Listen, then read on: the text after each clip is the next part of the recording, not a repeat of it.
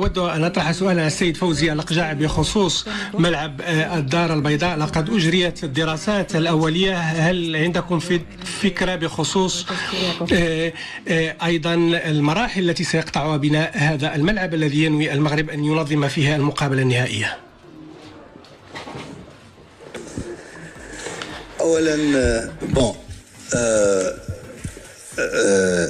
اللجنة التقنية تشتغل وفيها الأعضاء من البرتغال وإسبانيا والمغرب ويشتغلون باستمرار. هي لجنة مفتوحة، كلما دعت الضرورة لتعميق جانب من الجوانب فكل طرف تجيب الناس الذين يشتغلون في المجال. ملعب الدار البيضاء الكبير هو مشروع